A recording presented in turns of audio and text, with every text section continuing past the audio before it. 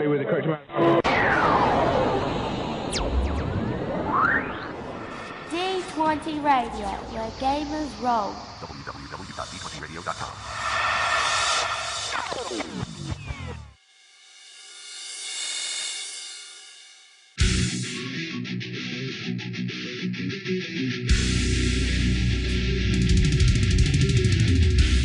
Welcome to Me and Steve Talk RPGs, a podcast where me and my friend Steve try and help you get the most out of your role-playing game experience.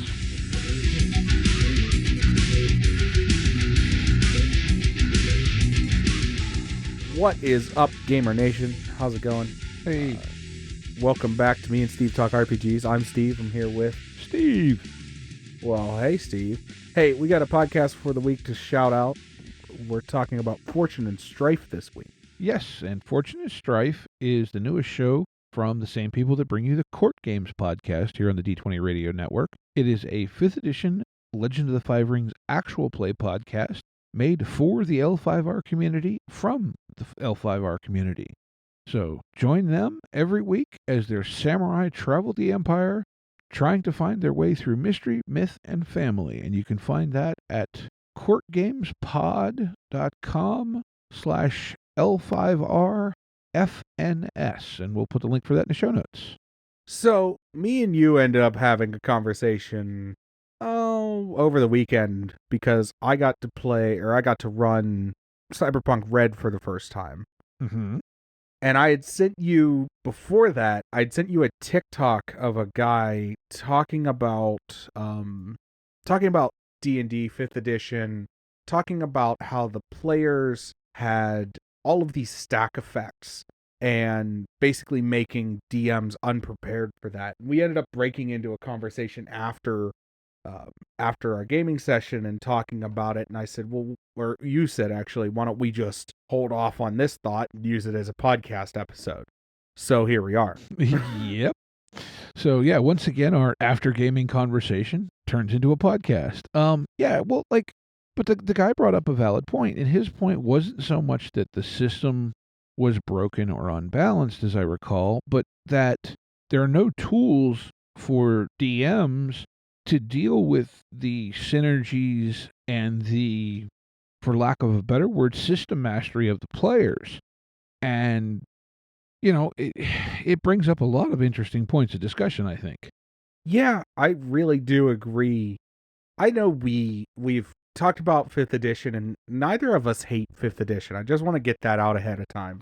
And I'm still playing, and we're still both playing in an active 5th edition game. It's just hard to vouch for the game when there's so much wrong with it sometimes. Yeah, well, if that makes a lot of sense. I think what it is that, for lack of a better way to say it, the game is very sensitive to system mastery. And not even so much system mastery, but player experience. Yeah, I could agree with that. I could also agree with, I really don't think it, and we can get into this, player experience. I don't even think it's necessarily the player experience. I think it's more, and we know somebody who's like this, it's more along the lines of the system's built towards people who want to, for better or worse, get the absolute most out of it. And it's built in a way that you're going to sit and you're going to compare spells, and you're going to look at synergies, and you're going to compare all of this before you even build your character. You know, it's built for min-maxing in just every way, pretty much. And I don't think you even need to be a super experienced player to have that trigger in your mind. That's fair. But I think, and this, though, I think goes to the point that the individual on the TikTok, and forgive me for not remembering the username, but in any case, their point was that really to be able to balance encounters and make them, how do you want to say, challenging on a regular basis, the DM not only needs to know, you know, all the monsters, they have to know how to play every single class in the game as well as their players do. And let's be honest, that's a daunting task. Yeah. The TikToker that we've been referring to is Flippant Moniker. I just wanted to shout that out. Okay, yeah, You sent me the link. I actually don't use TikTok personally, but I get sent them every now and then. I know. The only reason I sent it to you is because I'm like, this is a conversation me and Steve could have. Oh, very much. But I really feel, and I'm on par with them, that the tool set that's being provided to the DM.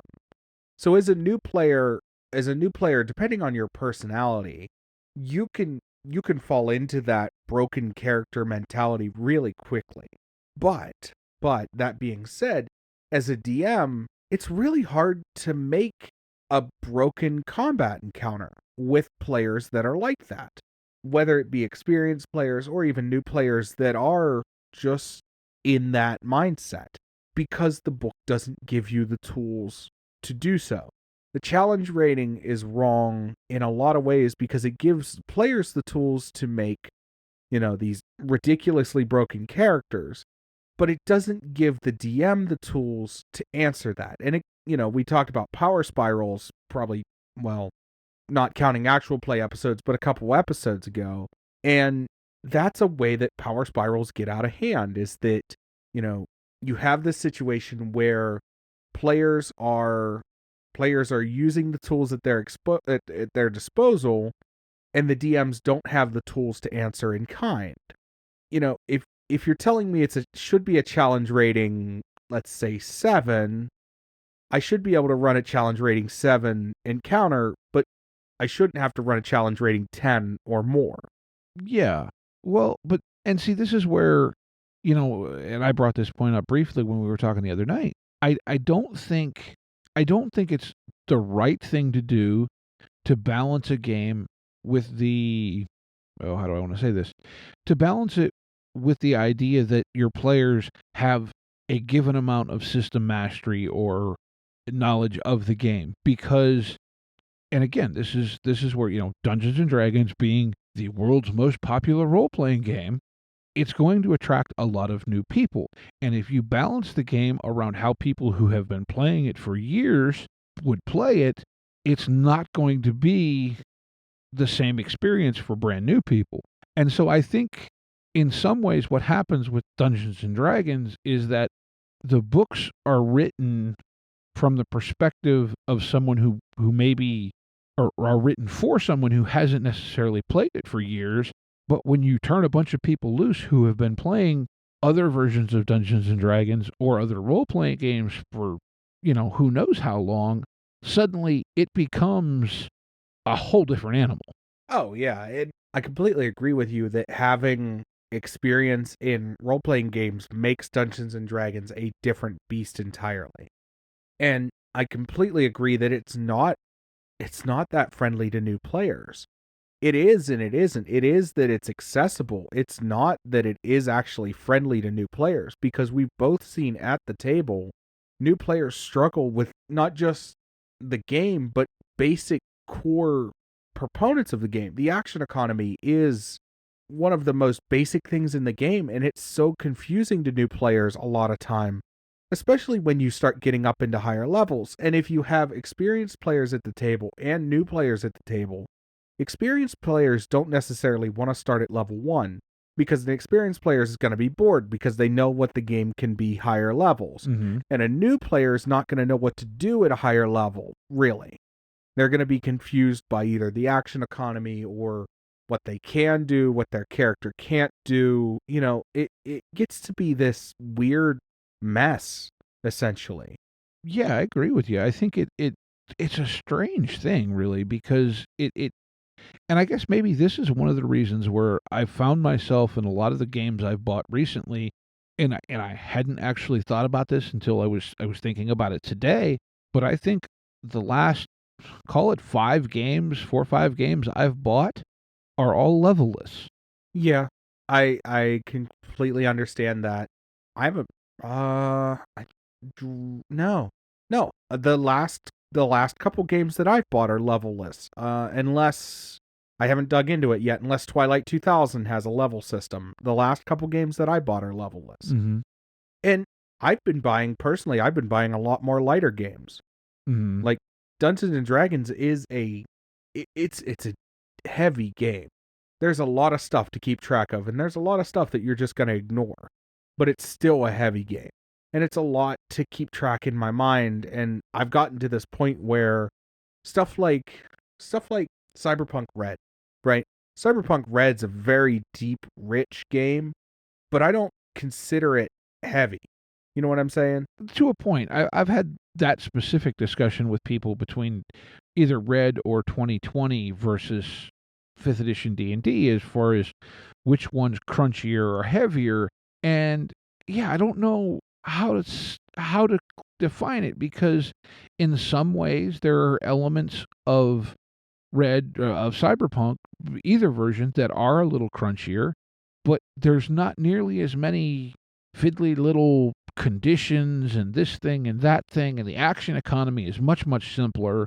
So it's I think one of the biggest things that Cyberpunk does that D&D didn't do is they changed the amount of time that their rounds take. Because a D&D round takes 6 seconds, and that's supposed to be what it is in real time, they felt the need to incorporate all these things that you can do in that 6 seconds.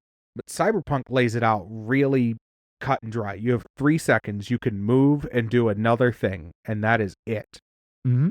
And I think in combat, that's one of the biggest things that Cyberpunk does that makes a big difference. And also, just, I don't know, I feel like a lot of the challenge in especially Red comes from you have a target, hit the target.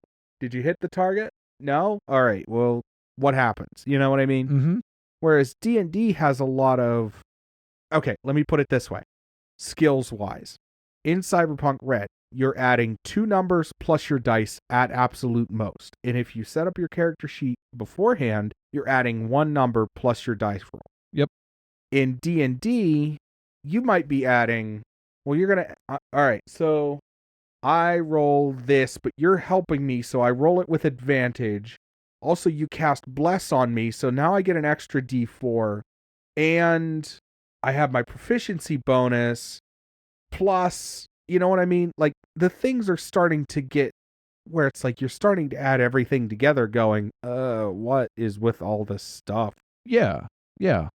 Well, like you said, you're adding the bless in. There's this thing, there's that thing, there's, and oh wait, no, bless doesn't apply to this, it only applies to that. And like, it's just, there's so many, just these little things. And I'm not saying that those things are bad, because, they do add a way for this character or that character to add a lot to the encounter.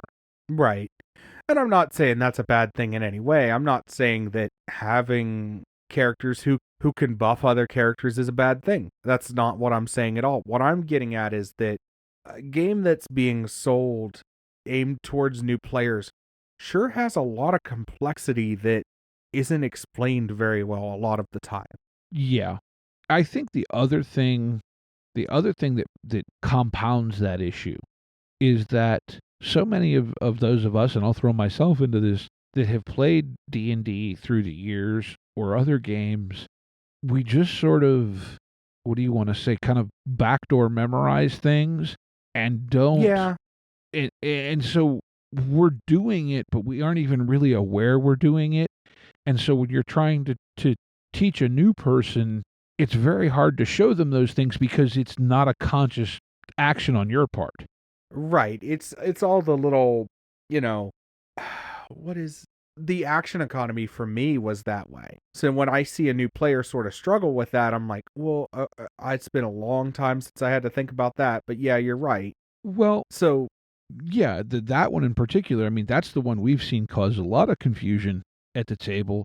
And I think some of that also is the verbiage that they use, in that there is an attack and there is an attack action. Right. And an attack is part of the attack action, or can be, but isn't always, it really, where it starts throwing people is with it, like smite spells and things like that. And it can really screw with the head of someone who doesn't understand the as written verbiage and is just picking it up at the table. Yeah, I completely agree with that. Or, hasn't, again, just brand new characters who just or brand new players who just don't understand, because it is confusing verbiage. It is very much it's a mess. Like I don't even know how you fix it. Like I've sat down and been like, how do I fix this? How do I, how would I make this verbiage different? Well, I would have to throw the whole system out the window and rework it completely. Well, Is basically where I'm at. I think it's an issue of, how do you unlearn everything so you can see it the same way that someone who doesn't know all the stuff you know? Right. I've run into that myself with D&D, especially where it's like, somebody will ask something and I'll be like, I have to genuinely think, because it's not even something that like I have to think about how it works. It's like when somebody asks you something about your job. You know what I mean? Yeah. Somebody asks you about what you do every day, and it's this minor minuscule thing like how you log in the morning, and your brain just doesn't even it just doesn't register anymore, and you just have to actually stop and break it down. And then, you got to be really careful about it, because some people can get upset, because I've done this.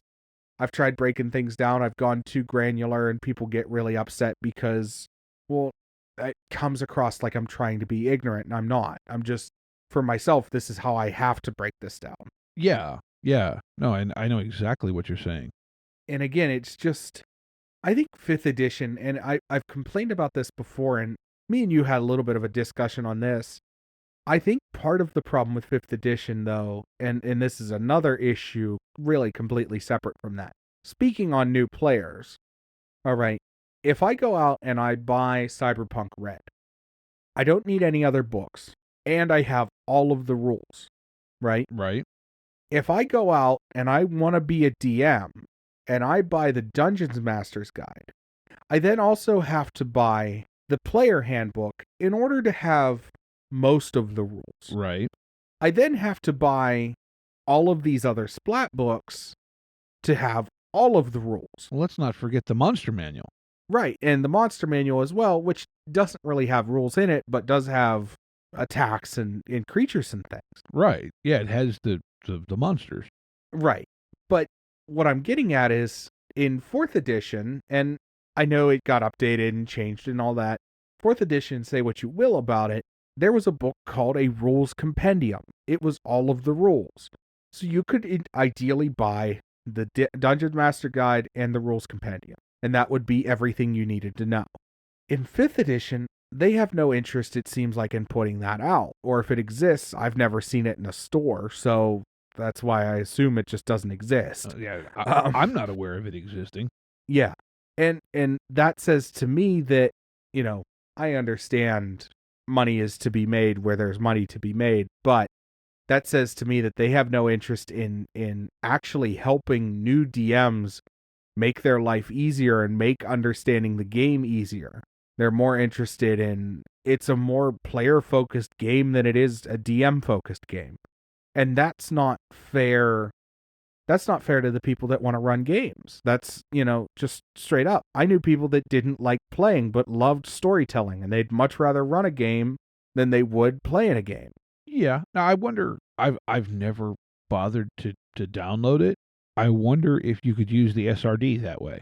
I don't know.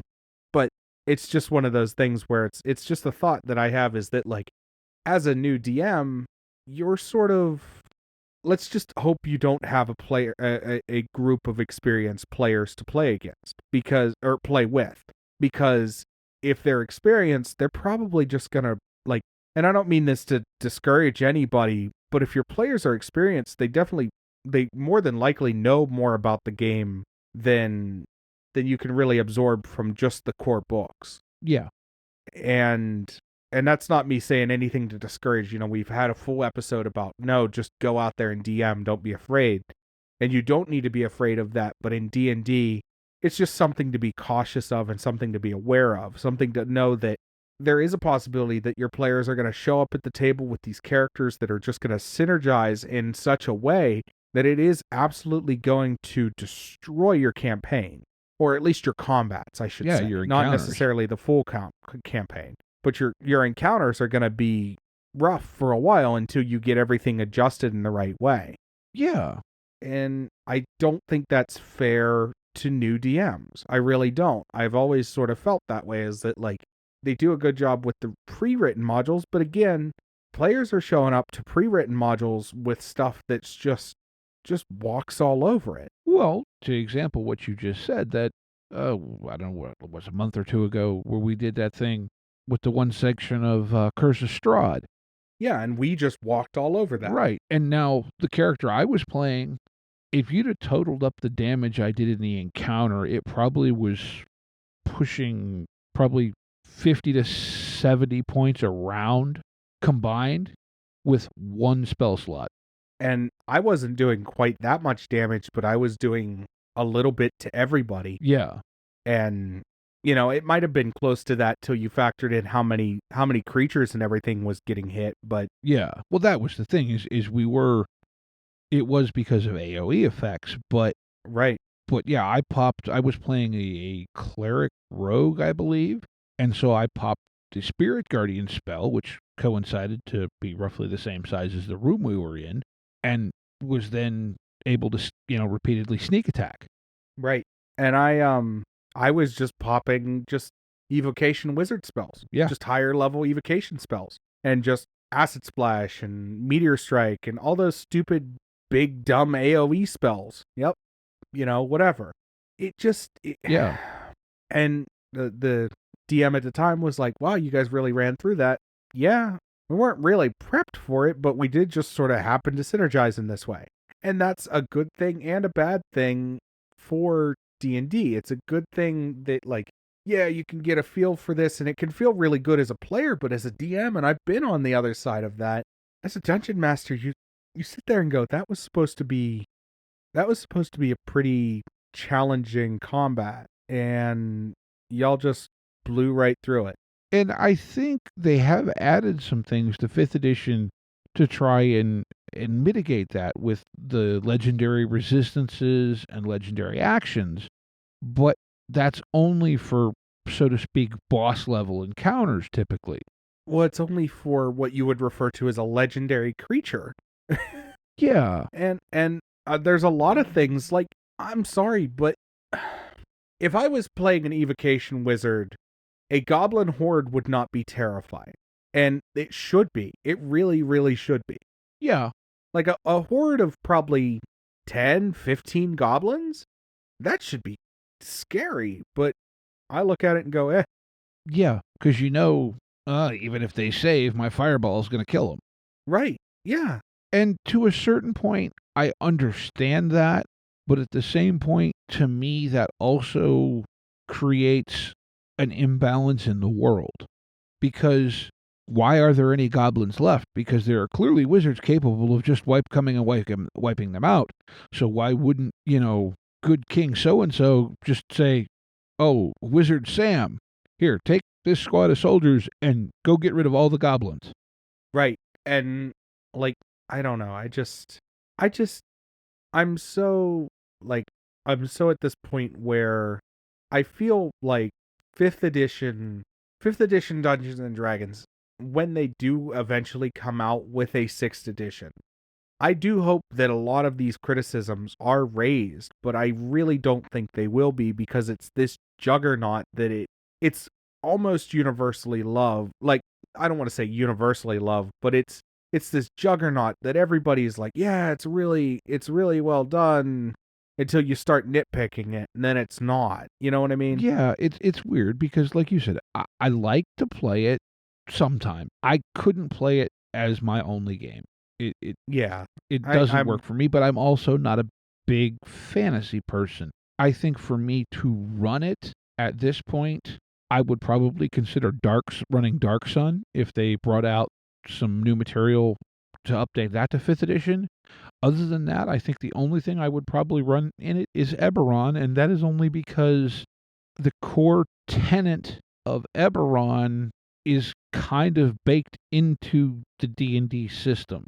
That being that magic can be treated as a science, and I don't know of any other game systems off the top of my head, other than, say, perhaps Pathfinder, where that's true, and I'm not converting it to Pathfinder just because I don't want to play D&D.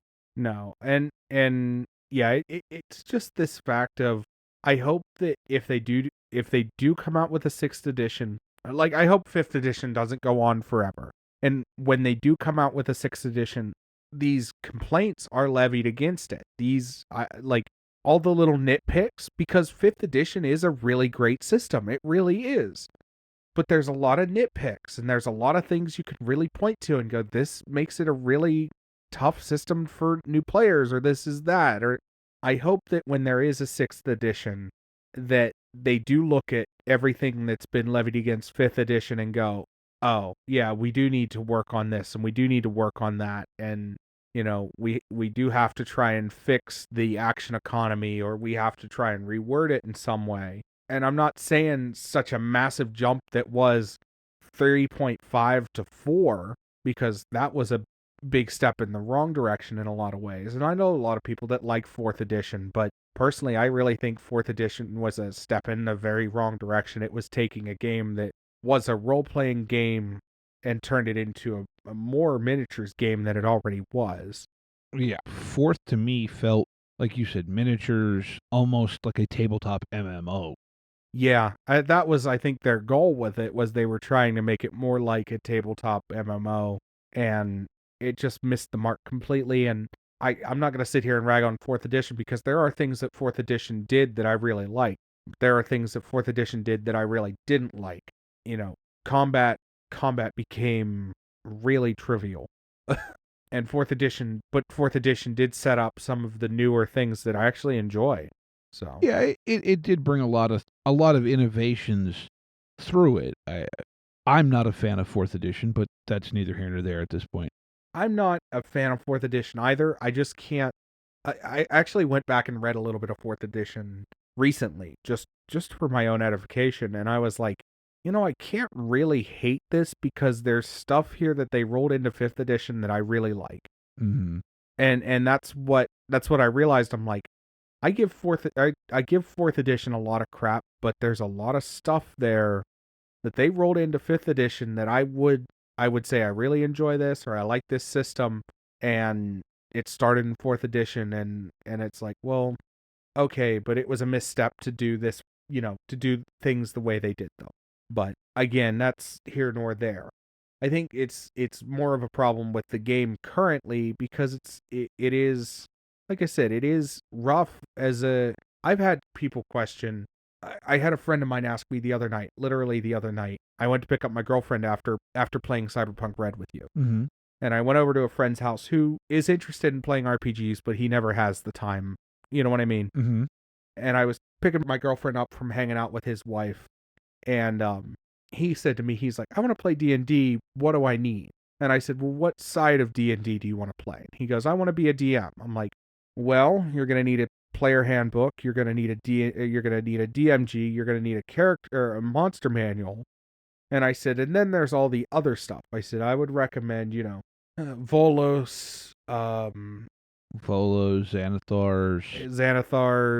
Tasha's now. Mordenkainen's is a really good book, but it's all high-level monsters. Yeah, but it's still a book to have. It's got a lot of great lore in it, though. Yeah, it's still a book to have for a new DM. And he's like, well, how much is that going to cost? And I sat down and calculated out. I'm like, well, you're at $150 for the core 3, and then you're at $150 for the what I call random stuff books, which is your Volos, Xanathars, and Tasha's. So there you're at $300. And then say you add Mordenkainen, say you add maybe Tales from the Yawning Portal, there's another $100 there. So now you're at $400. Mm-hmm. Just to DM for the first time. Because I don't recommend DMing without having access to those books. I honestly think you could skip the DMG, at least at first. Yeah, honestly. So then, all right, but we're still talking about... That's only $50 out. Yeah, you're still talking about $350. It's prohibitively expensive. And as a DM, to not have the tools and not have the tools explained to you, because I have read the DMing tips in the DMG. It doesn't talk anything about the fact that your players are going to have synergies that are just ridiculous. Right. And I think that's where if you listen to anyone who's played and run the game for any amount of time, they all just kind of go by feel. Like they know this'll be a challenge. You know, they can't really quantify that this thing is going to be whatever, but they just kind of know. Yeah, that really goes to just throw the challenge rating system out the window and look at the biggest baddest things you can. But that's really hard to explain to a new DM that doesn't have any experience in the system. It doesn't have any experience with RPGs ever. Is to be like, well, how do you explain to somebody what the difference between an owlbear and a bugbear is? Like, look at their hit points. Well, that doesn't even really matter in most cases, because if they can't do damage but they're a sponge, that's no fun to fight against. There's a couple things in that DMG that are in the monster manual that are just like that. Yeah, there's big old sacks of hit points. Yeah, and they're no fun, because as a DM, you want to, as a DM, you do get the fun in combat of running combat. You get the fun of actually, like, that's, I not necessarily, that's why I encourage new DMs to not be afraid to kill characters. Because new DMs get so terrified of, I'm afraid I'm going to kill that character, and I go, kill him. It took him 10 minutes to make that character, or whoever, 10 minutes to make that character. They can take 10 minutes and make another one.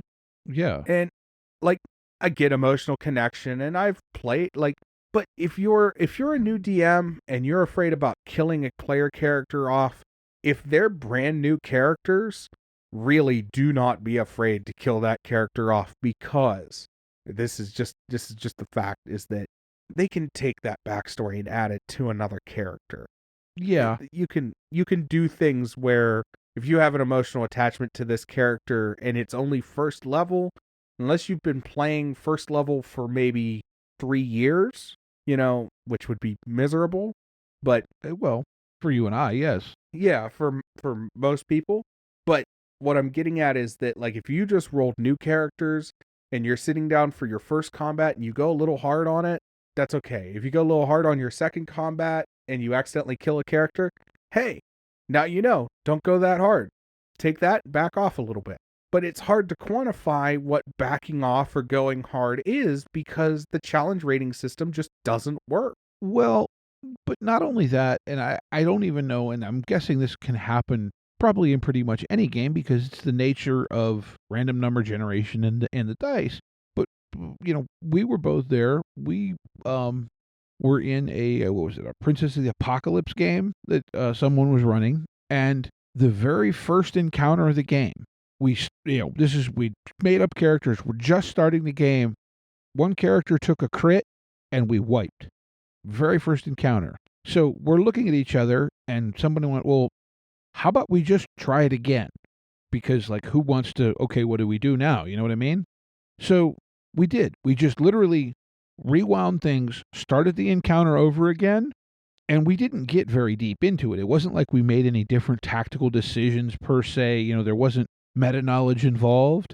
We took the same characters, the same DM, the same encounter, and we steamrolled it. And that goes back to the dice system, I think. I think D&D's D20 dice system, I don't know. I've gotten so many games that don't use a D20 that it's hard to express why I don't like the D20 dice system at this point. A D20 just feels swingier, even than a D100 system, and I don't know why that is. I think it's the percentage to hit, or percentage to do the thing. Because in my mind, like, a D100, you know what your number is. Say you're a 30. All right, well, you have 30% chance to get that correct. Mm-hmm. And a D20 system, you need to hit a 15 with all these modifiers. Well, now you're talking about it. I don't even know what the numbers would be. Like, I don't even want to think about doing that math right now.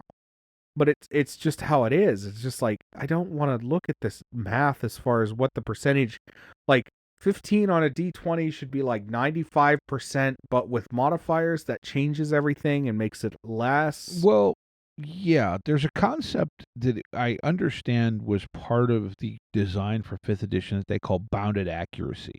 And I think it essentially, in layman's terms, I think it effectively capped DC for anything at 30.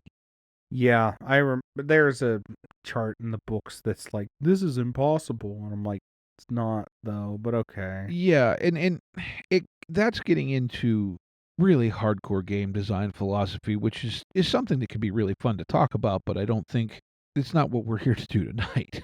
No, it's not what we're here to be about. But what we are here to talk about is we're here to just sort of gripe about how, I guess that's the way to put it, gripe about how just it really feels like, I don't know, it really feels like sometimes that D&D is not, it's an old game, I guess, is the way to put it.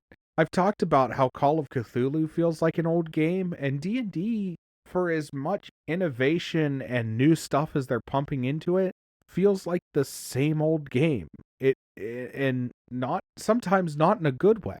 No, I agree with you in a lot of ways, and in much the same way as Call of Cthulhu, because there is a legacy there that either rightly or wrongly they feel like they have to carry on. And I don't have a problem with that, and there is that legacy, but it just seems like, I don't know, it just seems like the more I play D&D 5th edition, the more I go, man, this was done better.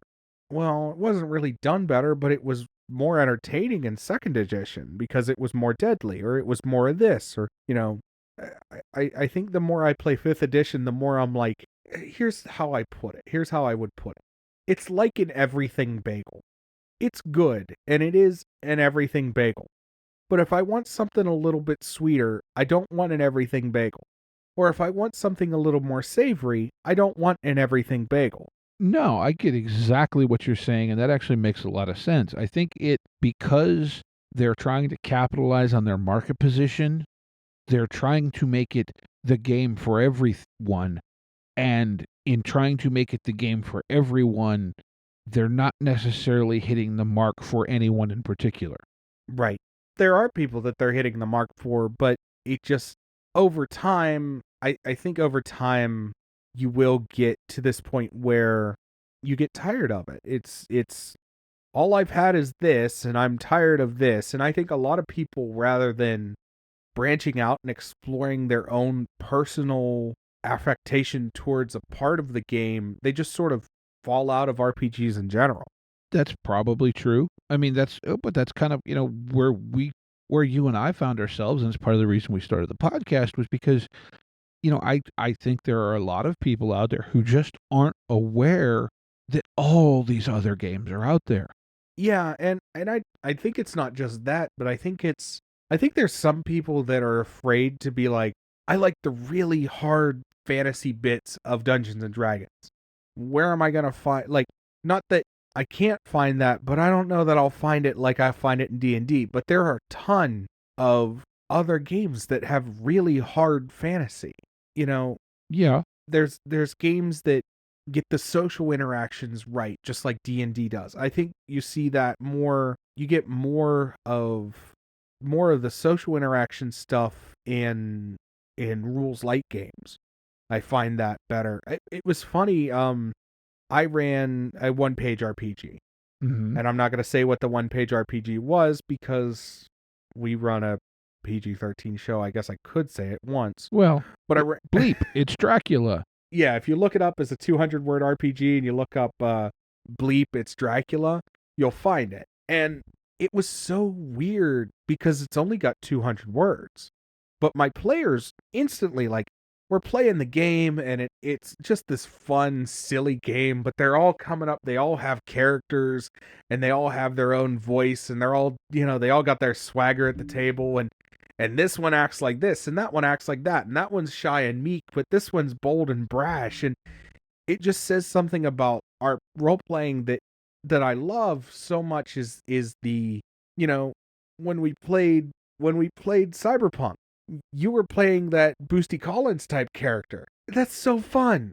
That's so fun because he had this swagger, and then you had our other character who's like trying to match your swagger but doing it badly. Like, and you have the third guy who's just like, why, yes, I am. Who is it to you? Like, and it's just great because that's what I love about RPGs is just how people, people who aren't actors per se fall into these like acting roles, Right. and I just, it's what makes me love RPGs. And D&D does it. I mean, you can have a lot of fun in D&D, but I think, what the problem is that people get a lot of the same thing over and over and over again, and they get really tired of it fast. And then they just fall out. They're like, well, yeah, I guess I guess I don't like RPGs as much as I thought I did. Well, maybe you just don't like D&D. Maybe you do actually like RPGs, but you don't like D&D, or maybe there's something here that you're getting but not getting enough of. Or you don't like the way the people you're playing D&D with play D&D. Right. That's all completely possible. If you don't like the people you're playing with, or you don't like the way they're playing, it is completely possible to be like, yeah, this has ruined the game for me for a while. I'll be honest, that's why I fell out of 4th edition. That's why I fell out of 4th edition completely. It was because the people I was playing with only wanted to do encounters. That doesn't do it for me. Mm-hmm. I just can't. I need something more than encounters out of my D&D. And maybe you don't. Maybe that's what you really want. Maybe you do really just want combat. Well, that's fine. There's people that want to play that way. And there's games that facilitate that better than Dungeons and Dragons. Yeah, well, here's the thing. I think with the right people, you can get anything out of D&D if the whole table is all striving for the same thing or compatible things. But the system, in an effort to include everything, doesn't necessarily reinforce any one thing. Right. Again, it goes back to the Everything bagel. Yeah, the everything bagel. This is great, but I want that more than this, or I want more than, I don't know. I really like D&D, and I like the fact that it brings people together, but I have nitpicks with the game, and I don't know that they're even nitpicks. I have genuine complaints with the game that I've levied and said to people, and had genuine conversations with people, and I don't mean to be like, yeah, I've turned people away, but I've had conversations with people that were like, you know what, you're right, and that sort of makes me not want to play this anymore and play other things. And it's like, great, let's play other things. Yeah. Like, well, I mean, look, from where I'm sitting, looking at my stack of stuff, counting D&D, I think I've got books for 6 systems within arm's reach of where I'm sitting right now. 7 maybe, without counting because I'm lazy. Yeah.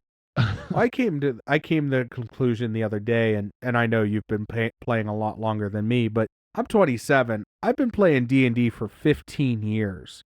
Like, yeah, that's a long time to play one game, and it's just gotten to this point where I'm like, yeah, no, I think, and not saying anything about D&D, but if I never played it again, I probably wouldn't be super, super upset.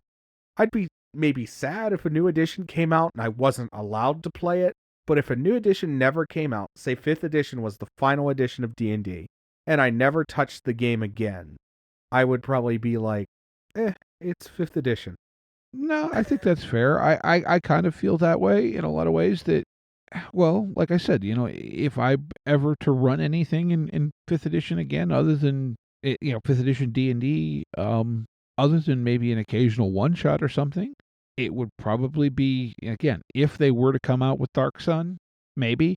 Dark Sun or Eberron. And Eberron, and like I said, it's not that I want to run Eberron in D&D, other than it's already all built there, but that the core tenet behind the design of it is not really present in most other systems I would consider to run it with.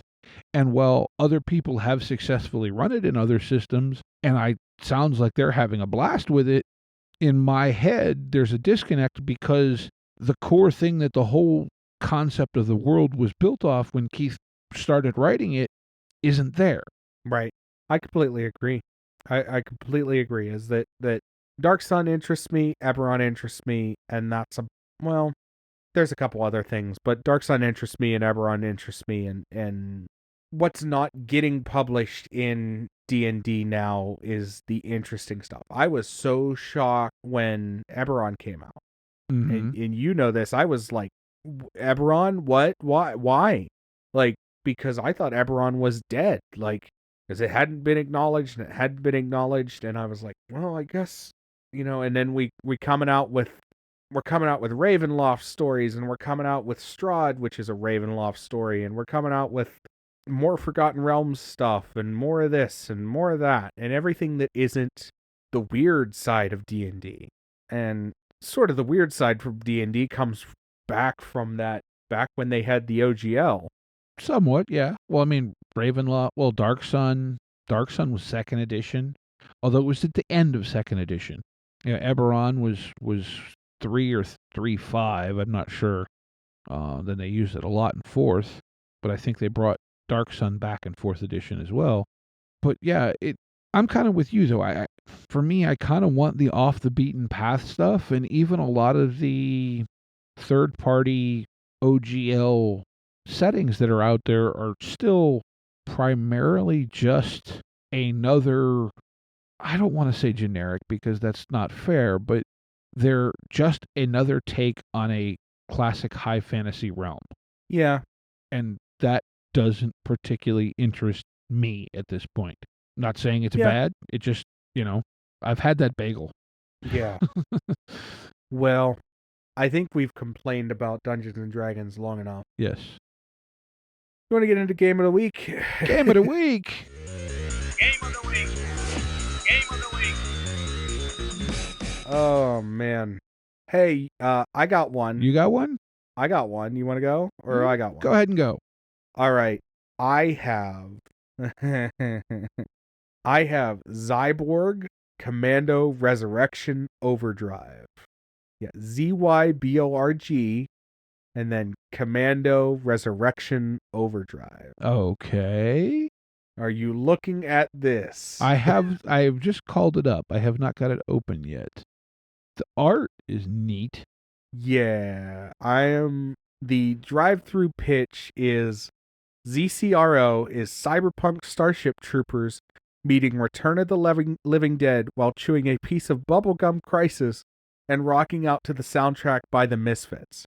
It's a war of red and bloody horrors with Hollywood-style tactics and combat, but it's generally about trust, shadows, torments, and decay of memory and loss of humanity, and the struggles against the never-ending hunger. This seems awesome. Oh man, this looks so cool. I was looking through stuff on drive-through. We talked about a game earlier, and I didn't pick it because I actually looked at it and was like, but I found this, and this is $8, and it has my attention at the moment, and I actually think I might end up picking it up by this weekend. This looks really cool. It does. It just looks, again, it's a weird take on something, which, like you said, is it an attraction to both of us? Yeah. And it hits my, like, I'm sorry, but I love 80s sci-fi and, like, the weird, like, I love that. Like, the pitch being Starship Trooper meeting Return of the Living Dead. Yeah, you got me with that one. Yeah, it just looks fun. It looks different, like something you've never done before. Yeah, like something you've never wanted to, like, not that you never wanted to, but you never thought you would get to play with. Yeah.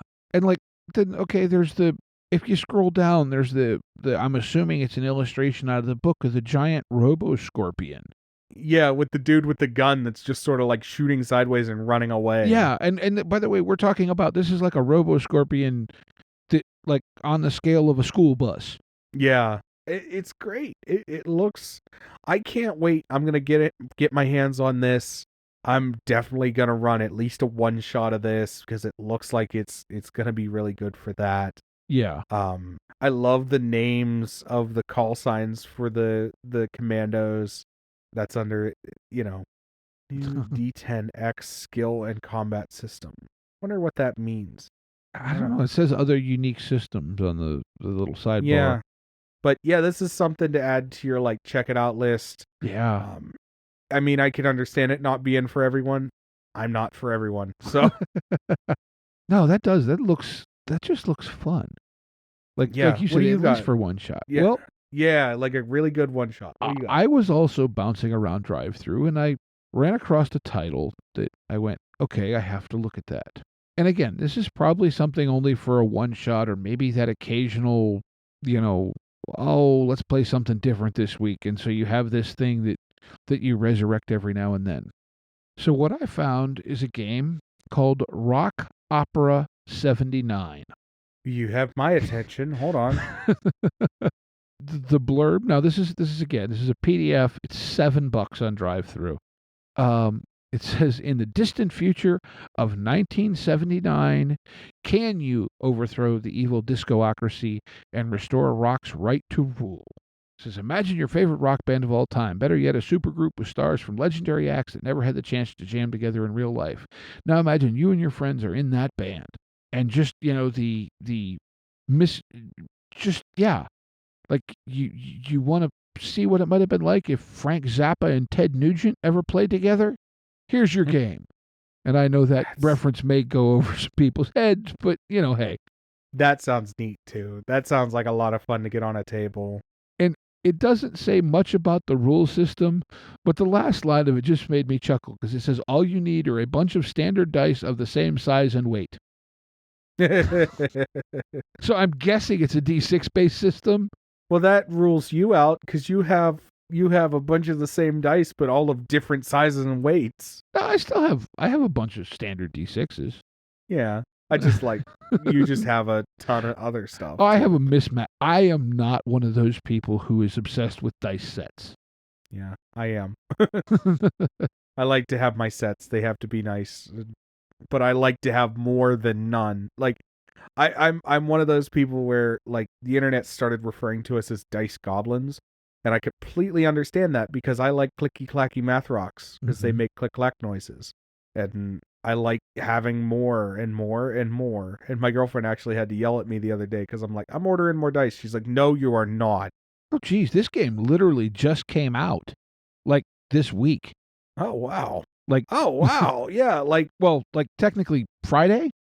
Friday, yeah. It's currently Monday evening in actual, like, as we record time. Yeah. But yeah, this looks like just fun. Yeah, this is that blueberry bagel. Yeah, this is like a blueberry bagel is what this is. That's it. I'm titling the episode D&D Isn't Everything Bagel. All right, go for it. All right. Well, with that, we want to remind you to be kind to one another and get out there and play some RPGs. Yes, and if you got any questions or anything, feel free to email us. Oh, yeah. Email us, Discord. Yeah, me and Steve RPGs on Discord. Please come join our Discord. I love our Discord group. Yes. It's so fun to talk to those people. Yeah. Facebook, Twitter, all the links for all of this is in the show notes. Yeah. Having more people in the Discord is a good time. Yes. And you never know what we'll put up on the Discord. You might get to play. If you want to play games with us, you might get the chance to. Yeah.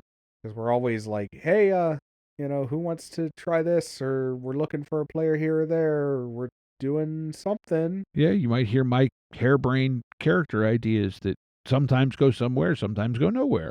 You might have an interesting conversation about Kickstarter. Yeah. It could be or you could hear Steve watch his way through the Clone Wars. Yes, because, I decided I'm going to binge the entire Star Wars catalog. Suckers. Some of us just had to acquire that through years and years of life. Well, I watched a lot of it for a long time, and then I kind of just stopped because life was busy, and I didn't, at the time, have any real, nerd friends to share it with, and so I just didn't. Right. And then it's like, you know what? I really want to, and okay, to hell with it, I'm going to. Yeah. Yeah, it's not bad. But, all right, well, hey, Have a good one, folks. Yes, be kind to each other. Go play some RPGs.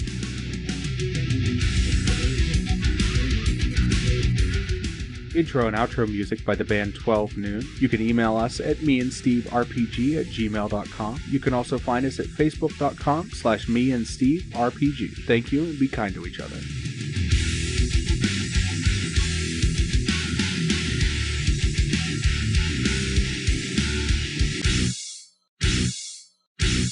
How much for the cigar? Cigar, $20, dog. You gotta go down the street to the store and buy that.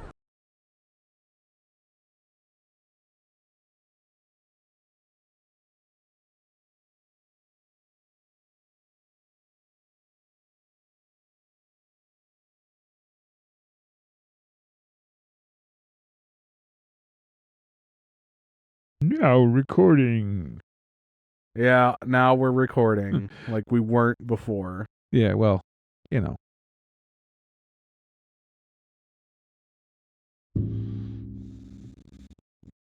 Hey, you did the thing I do. Yep.